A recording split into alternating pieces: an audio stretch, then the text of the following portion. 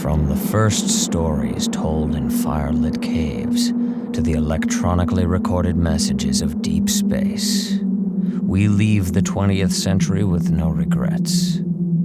Time bends, space is boundless, and when humanity gasps its last, all that will remain, if anything, will be the theater of tomorrow. Tonight's production is the end and how it began.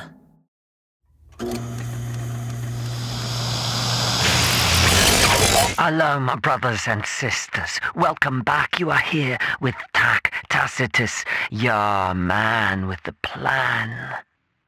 Have you been keeping yourself safe out there? Have you been laying low? I know I have, but not because I don't care. Don't put that on me. I care deeply, so deeply that I am spending my time compiling for you. Compiling for your souls the echoes from our scared brethren. What must they have felt in the moments after? Where did they go? So pipe up and pipe down, listen in to this round of eyewitness accounts. Not I that have witnessed, but those what gone before me. And I am resurrecting the memory. So here you go, you stalwart survivors. Here's a bit of audiophonic ephemerality for you. Here is a story of tragedy. Yeah, world. Well, we just very important try to capture these moments because what's happening is obviously Important for what? All people who Who's gonna listen to them? People. Well, we do honestly believe that this is a really important thing that we're doing to get these accounts so that we can learn about what is happening. And No, you don't. Okay, you're done preaching. You're done, okay? you don't have to do this if you don't No, want to. I get it. I get it. You want to say your piece, you said your piece. It don't matter what we're doing, whatever you're doing. Well, what we You want should be is digging down, not digging up. Come on. we want your piece. We want to hear what you have to Yeah, say. yeah, I get that. Well, go on. All right, we are recording now. For the record, this is file number 72. Goddamn number. And whenever you're comfortable, whenever you're ready, just tell us about your experience, what you remember, and how everything started. Maybe it's a good place to... Yeah, what I remember. Huh. Yeah, I got lucky. I was in Tennessee. A town called Hot Black, Tennessee. Out on business, driving through, so... And I spent them first few days in my hotel just watching the news. And Hot Black, it's one of them little towns you drive through between real cities in America. Yeah, pretty much just a truck stop, hotel, general store. I was like driving back in time 40 years. So, yeah, there wasn't no saucer anywhere near us till the very end. Yeah, I didn't like the way it smelled from jump. And nothing that president said made me feel any better, so... Yeah, after the first day, not one truck left the station, pulled in. Yeah, we all just sat in our rooms of the diner and waited. And when the president said they was coming... They are coming. All hell broke loose. I mean that. The people, they ran nowhere. It's like watching cats in the rain. I don't know what you saw when they came. I don't want to know. I heard a few stories, and they're all about the same. Spaceship, black frisbee. I don't know how loud it is. I couldn't tell how far away it was because I didn't know how big it was, but it was shaking them cheap window frames in my motel room. And it was 20 miles away if it was a foot. And it was headed our way. And most of us just watched, but it got louder. It got closer. And them damn arms came out. Wait, what arms? You kidding me, right? No. The ropes, or wires, or tubes, I don't know. I'm sure I'll find out soon enough. They started snaking and sniffing all over the ground. We couldn't see what they was doing. You know, it was too far. It came fast. I left everything. I got in my truck and just left. Everyone was leaving. I saw an 18-wheel semi drive right through a minivan in the parking lot. I barely found the road. He wasn't thinking. He was just running. And the van was empty. But the family it belonged to, they tried to run after the truck. And they ran after every car. They couldn't catch him. That truck driver, he killed that family. What? He killed them? Oh, yeah. Yeah, he didn't hit them, but he stranded them there. I don't blame him, though. That kind of fear, all you can do is run.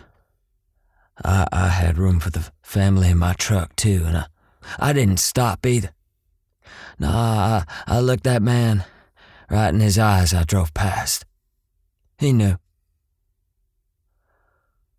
Then that truck tipped over when he tried to take the road too hard, and he fell out right out the door. It swung open. He rolled, flopped over. Yeah, I didn't see him get up, but I was long gone, man. So, long gone, where were you headed? What was your plan from then? Plan? I didn't have no plan. I didn't have... I drove into the mountains as far up as my truck could take me. I could still hear that spaceship. I couldn't see him anywhere, but I heard it everywhere. So I got out and I ran when my truck got stuck. And I ran like a scared little kid who knew his daddy was gonna whoop him when he got home. I didn't even think about food or water. I just wanted to hide. I had some beef jerky in my truck, that's it. I didn't even grab that.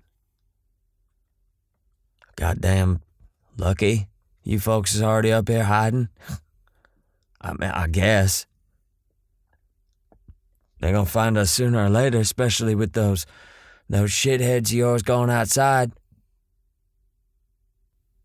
So, what else can you tell us? That's it. Man, what else you want?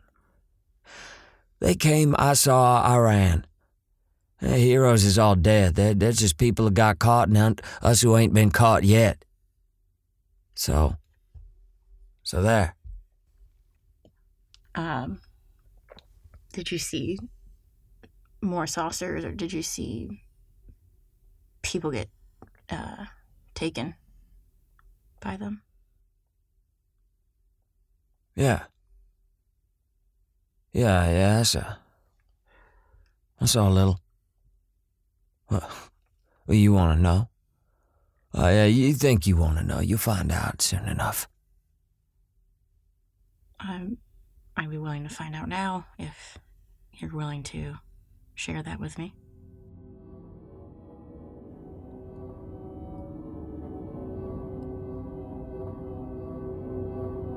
drove up the mountain here. I could see down the valley some city. I don't know which.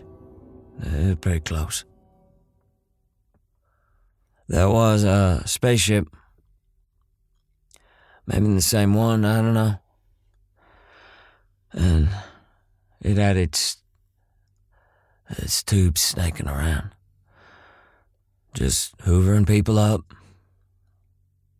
Anyone running outside and scooped right in. Miles and miles up the tubes into that ship.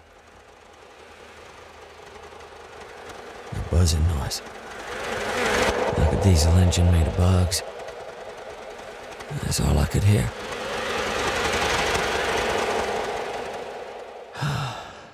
I was doing 90 around these curves just to get away. I felt like that ship could see me. I wanted to be in the woods under cover. And that's when I drove my truck off the road and straight up, got it stuck after a couple miles. Panic. Pure panic, 'cause I saw him. You understand? Is this what you want? I saw them. I couldn't see him too good, 'cause I was halfway up this mountain, but these guys are big. They're 10 feet high. I don't know.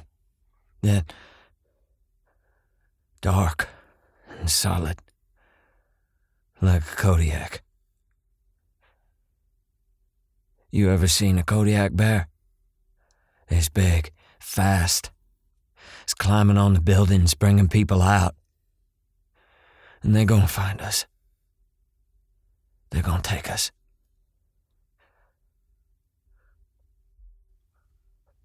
I don't know why. Why would they take us? Why not just kill us here? I think they want us. They want to do something with us or to us. I mean, think about why we do it. Why do we go into an animal's habitat and take them out all alive? To eat them? To farm them? Study them, maybe. But put them in a nature preserve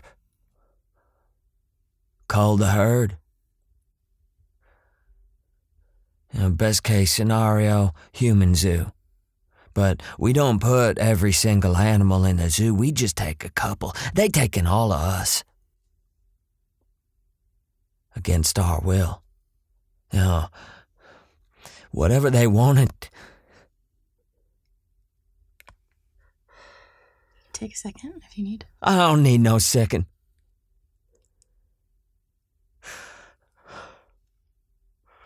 I'm damned to hell. That truck driver who killed that family, I truly hope he died in that ditch, and I say that with all Jesus' mercy in my heart. I hope he died so quick. He doesn't have to meet that family up in the hell that came for us.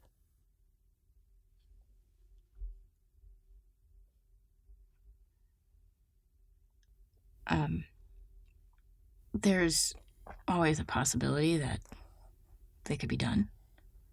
That perhaps not everybody's going to be taken since it hasn't happened yet. Yeah. If you really believe that, you wouldn't be hiding up here.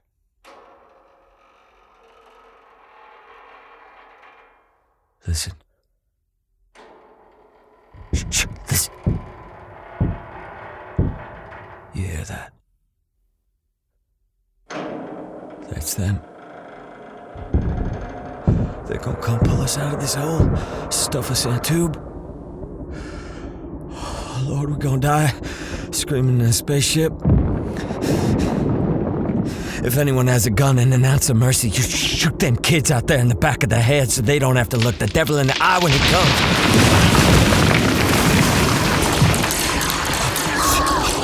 It's too late. Okay, Dan? Dan? Oh, God!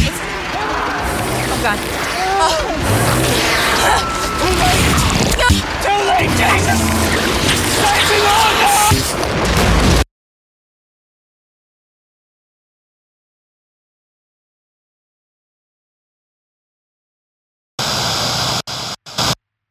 So that's that. Does it not rattle your cage like it did mine? That right there is our damnation. But I believe in salvation. Yes, my brothers and sisters, you get a good picture of where I am now, picking through debris of what might be still if we get together and build up. I say to you now, if you're hiding, if you don't want to show your face, I understand, but the human race deserves more. I'm not gonna sit idly by while my brethren fly to the sky upward, taken against their will. No, still I search on. But that threat's not gone. Neither am I. Vengeance will be mine.